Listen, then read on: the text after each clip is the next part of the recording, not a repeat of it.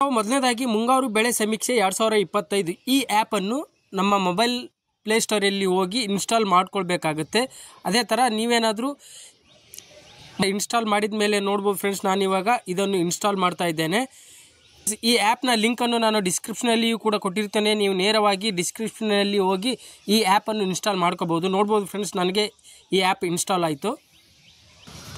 Friends ನೋಡ್ಬೋದು, ನಾವು ಇವಾಗ ಇದನ್ನು ಓಪನ್ ಅಂತ ಕೊಡೋಣ.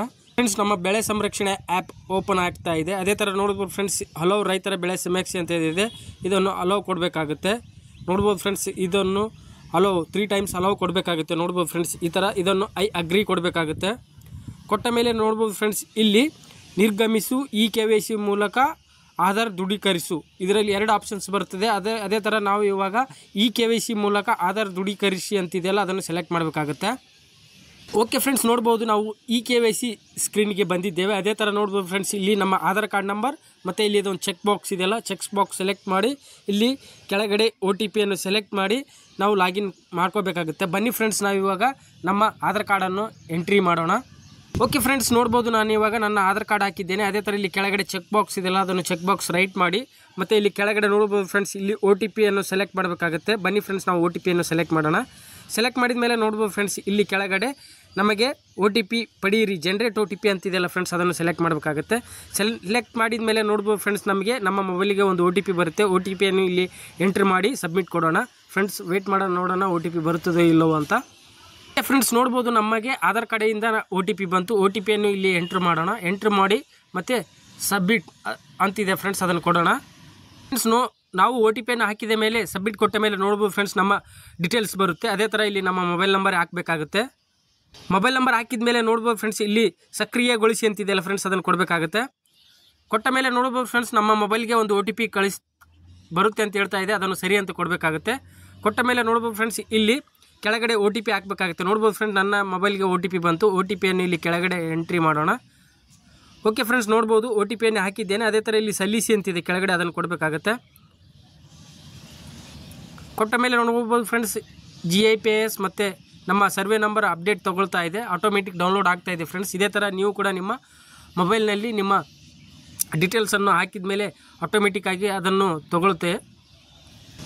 ಓಕೆ ಫ್ರೆಂಡ್ಸ್, ನೋಡ್ಬೋದು ನಾವು OTP ಹಾಕಿದ ತಕ್ಷಣ ನಮ್ಮ ಸಂಪೂರ್ಣವಾದ ಡೀಟೇಲ್ಸ್ ಬರುತ್ತೆ. ಇಲ್ಲಿ ನೋಡ್ಬೋದು ನಮ್ಮ FID, ರೈತರ ಹೆಸರು ಮತ್ತು ನಮ್ಮ ಗ್ರಾಮ ಯಾವುದು, ನಮ್ಮ ಹೆಸರಿಗೆ ಸರ್ವೆ ನಂಬರ್ ಯಾವುದಿದೆ, ನಮ್ಮ ಹೆಸರು ಮತ್ತು ಎಷ್ಟು ಎಕರೆ ಇದೆ ಎಲ್ಲ ಬರುತ್ತೆ. ಅದೇ ಥರ ನೋಡ್ಬೋದು ಫ್ರೆಂಡ್ಸ್, ಇಲ್ಲಿ ನಮ್ಮ ಬೆಳೆಯ ಸಮೀಕ್ಷೆಯನ್ನು ಸರ್ವೆ ಮಾಡಬೇಕಾದ್ರೆ ಇಲ್ಲಿ ನಮ್ಮ ಹೊಲದ ಸರ್ವೆ ನಂಬರ್ ಇದೆಯಲ್ಲ ಫ್ರೆಂಡ್ಸ್, ಅದನ್ನು ಸೆಲೆಕ್ಟ್ ಮಾಡಬೇಕಾಗುತ್ತೆ. ಮಾಡಿದ ಮೇಲೆ ನೋಡ್ಬೋದು ಫ್ರೆಂಡ್ಸ್, ಇಲ್ಲಿ ನಮ್ಮ GPS ಲೊಕೇಶನ್ ಕೇಳ್ತಾ ಇದೆ, ಅದನ್ನು ಆನ್ ಕೊಡಬೇಕಾಗುತ್ತೆ. ಕೊಟ್ಟ ಮೇಲೆ ನೋಡ್ಬೋದು ಫ್ರೆಂಡ್ಸ್, ಇಲ್ಲಿ ನಮ್ಮ ಹೊಲದ ಸಂಪೂರ್ಣವಾದ ಮಾಹಿತಿ ಬರುತ್ತೆ ಫ್ರೆಂಡ್ಸ್. ನೋಡ್ಬೋದು ಅದೇ ಥರ ಇಲ್ಲಿ ಕೆಳಗಡೆ ಬೆಳೆಯ ವಿವರ ದಾಖಲಿಸಿ ಅಂತಿದೆ ಫ್ರೆಂಡ್ಸ್, ಕಾಣ್ತಾ ಇದೆಯಲ್ಲ, ಅದನ್ನು ಕೊಡಬೇಕಾಗುತ್ತೆ. ಕೊಟ್ಟ ಮೇಲೆ ನೋಡ್ಬೋದು ಫ್ರೆಂಡ್ಸ್, ಇಲ್ಲಿ ನೀವು ಸರ್ವೆ ನಂಬರ್ ಗಡಿಯಿಂದ ಹೊರಗಿದ್ದೀರಿ, ಸಮೀಕ್ಷೆ ಮಾಡಲು ಹೊಲದ ಒಳಗೆ ಹೋಗಿ ಅಂತ ಬರ್ತಾ ಇದೆ. ನೋಡ್ಬೋದು ಫ್ರೆಂಡ್ಸ್, ಈಗ ನಮ್ಮ ಹೊಲದ ಸರ್ವೆ ಇರುತ್ತಲ್ಲ, ಅದರ ಒಳಗಡೆ ಸರ್ವೆ ಒಳಗಡೆ ಇರಬೇಕಂತ ಹೇಳ್ತಾ ಇದೆ. ಬನ್ನಿ ಫ್ರೆಂಡ್ಸ್, ನಾವು ಹೊಲದ ಸರ್ವೆಯ ಒಳಗಡೆ ಹೋಗಿ ಬೆಳೆ ಸರ್ವೆಯನ್ನು ಮಾಡೋಣ. ಫ್ರೆಂಡ್ಸ್ ನೋಡ್ಬೋದು, ನಾವು ಇವಾಗ ನಮ್ಮ ಹೊಲದ GPS ಲೊಕೇಶನ್ ಒಳಗಡೆ ಬಂದಿದ್ದೇವೆ.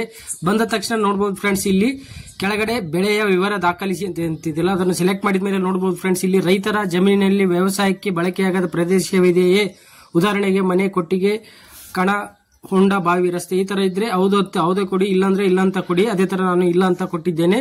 ನೆಕ್ಸ್ಟ್ ಹೌದು ಅಂತ ಕೊಡಬೇಕಾಗುತ್ತೆ. ಅದೇ ತರ ನೆಕ್ಸ್ಟ್ ಆಪ್ಷನ್ಸ್, ಈ ತಾಕಿನಲ್ಲಿ ಹಾಳು ಪ್ರದೇಶ ಇದೆ ಅಂತ ಕೇಳ್ತಾ ಇದೆ. ನಿಮ್ಮ ಹೊಲದಲ್ಲಿ ಹಾಳು ಪ್ರದೇಶ ಇದ್ರೆ ಹೌದು ಅಂತ ಹೌದು ಕೊಡಿ, ಇಲ್ಲಾಂದ್ರೆ ಇಲ್ಲ ಅಂತ ಕೊಟ್ಟು ನೆಕ್ಸ್ಟ್ ಇಲ್ಲಿ ನೋಡ್ಬೋದು ಫ್ರೆಂಡ್ಸ್, ಜಮೀನಿನಲ್ಲಿ ಬೆಳೆಯ ವಿವರವನ್ನು ದಾಖಲಿಸಬೇಕಾಗುತ್ತೆ. ನಾವು ನಮ್ಮ ಹೊಲದಲ್ಲಿ ಯಾವ ಬೆಳೆ ಹಾಕಿರ್ತೇವೆ ಆ ಬೆಳೆಯನ್ನು ಹಾಕಬೇಕಾಗುತ್ತೆ. ಅದೇ ತರ ನಾನು ಭತ್ತ ಹಾಕಿರೋದ್ರಿಂದ ಭತ್ತ ಅಂತ ಸೆಲೆಕ್ಟ್ ಹಾಕ್ತಾ ಇದ್ದೇನೆ. ಹಾಕಿದ ಮೇಲೆ ನೋಡ್ಬೋದು ಫ್ರೆಂಡ್ಸ್, ಇದು ಆಟೋಮೆಟಿಕ್ ಆಗಿ ತಗೊಂತು ಸರಿ ಇದೆ ಅಂತ ಸರಿಯನ್ನು ಸೆಲೆಕ್ಟ್ ಮಾಡಿ ಕೆಳಗಡೆ ನೋಡ್ಬೋದು ಫ್ರೆಂಡ್ಸ್, ಇಲ್ಲಿ ಶುದ್ಧ ಮಿಶ್ರಿತ ಬೆಳೆ ಆಯ್ಕೆ ಮಾಡಿ ಅಂತ ಬರುತ್ತೆ. ಅದೇ ತರ ನೋಡ್ಬೋದು ಫ್ರೆಂಡ್ಸ್, ಇಲ್ಲಿ ನೀವೇನು ಮಿಶ್ರ ಬೆಳೆ ಹಾಕಿದ್ರೆ ಮಿಶ್ರ ಬೆಳೆ ಹಾಕಬೇಕಾ ಅಥವಾ ಶುದ್ಧ ಬೆಳೆ ಹಾಕಿದ್ರೆ ಶುದ್ಧ ಬೆಳೆ ಹಾಕಬೇಕಾ. ಅದೇ ತರ ಯಾವ ವರ್ಷ ಬಿತ್ತನೆ ಮಾಡಿದಿರಿ, ಯಾವ ತಿಂಗಳು, ಯಾವ ವಾರ ನೋಡ್ಬೋದು ಫ್ರೆಂಡ್ಸ್, ಇದೇ ತರ ಸೆಲೆಕ್ಟ್ ಮಾಡಬೇಕಾಗುತ್ತೆ. ಸೆಲೆಕ್ಟ್ ಮಾಡಿದ ಮೇಲೆ ನೋಡ್ಬೋದು ಫ್ರೆಂಡ್ಸ್, ಅದೇ ತರ ನಮ್ಮ ಹೊಲ ನೀರಾವರಿ ಇದೆಯಾ ಅಥವಾ ಇಲ್ಲವಾ ಅಂತ ಸೆಲೆಕ್ಟ್ ಮಾಡಬೇಕಾಗುತ್ತೆ. ಅದೇ ತರ ಯಾವ ನೀರಾವರಿ ಇದೆ ಅಂತ ಸೆಲೆಕ್ಟ್ ಮಾಡಬೇಕಾಗುತ್ತೆ.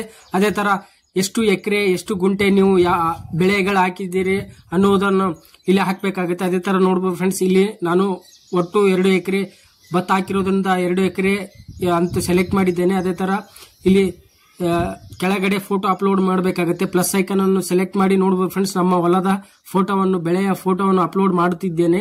ನೋಡಬಹುದು ಫ್ರೆಂಡ್ಸ್, ಇಲ್ಲಿ ಮೊದಲನೇ ಫೋಟೋ ಅಪ್ಲೋಡ್ ಮಾಡ್ತಾ ಇದ್ದೇನೆ. ಓಕೆ ಫ್ರೆಂಡ್ಸ್, ನೋಡಬಹುದು ಇಲ್ಲಿ ಕನ್ಫರ್ಮ್ ಕೊಡಬೇಕಾಗುತ್ತೆ. ನೋಡಬಹುದು ಫ್ರೆಂಡ್ಸ್, ಛಾಯಾಚಿತ್ರ ಸೆರೆ ಹಿಡಿಯಲಾಗಿದೆ. ಅದೇ ತರ ಇಲ್ಲಿ ಸೆಕೆಂಡ್ 3ನೇ ಆಪ್ಷನ್ಸ್ ಕೂಡ ಸೆಲೆಕ್ಟ್ ಮಾಡಬೇಕಾಗುತ್ತೆ. 3ನೇ ಫೋಟೋ 2ನೇ ಫೋಟೋ ಅಥವಾ 3ನೇ ಫೋಟೋ ಕೊಡು. ಒಟ್ಟು 3 ಫೋಟೋಗಳನ್ನು ಇಲ್ಲಿ ಅಪ್ಲೋಡ್ ಮಾಡಬೇಕಾಗುತ್ತೆ. ನಿಮ್ಮ ಹೊಲದ ಬೆಳೆಯ ಫೋಟೋವನ್ನು ಅಪ್ಲೋಡ್ ಮಾಡಬೇಕಾಗುತ್ತೆ. ಇದೇ ತರ ನೀವು ಕೂಡ ನಿಮ್ಮ ಹೊಲದ ಬೆಳೆಯ ಫೋಟೋವನ್ನು ಸೆರೆ ಹಿಡಿದು ಇಲ್ಲಿ ಅಪ್ಲೋಡ್ ಮಾಡಬೇಕಾಗುತ್ತೆ. ಫ್ರೆಂಡ್ಸ್ ನೋಡಬಹುದು, ನಾನು ಇವಾಗ ನನ್ನ ಹೊಲದ ಬೆಳೆಯ 3 ಫೋಟೋವನ್ನು ಅಪ್ಲೋಡ್ ಮಾಡಿದ್ದೇನೆ. ಅದೇ ತರ ಇಲ್ಲಿ ಮಾಹಿತಿ ಸೇರಿಸಿ ಅಂತಿದೆ ಕೆಳಗಡೆ ಫ್ರೆಂಡ್ಸ್. 3 ಸೆಟ್ ಫೋಟೋನ ಅಪ್ಲೋಡ್ ಮಾಡಿದ ಮೇಲೆ ಮಾಹಿತಿ ಸೇರಿಸಿ ಅಂತ ಇದೆಯಲ್ಲ ಫ್ರೆಂಡ್ಸ್, ಅದನ್ನು ಸೆಲೆಕ್ಟ್ ಮಾಡಬೇಕಾಗುತ್ತೆ.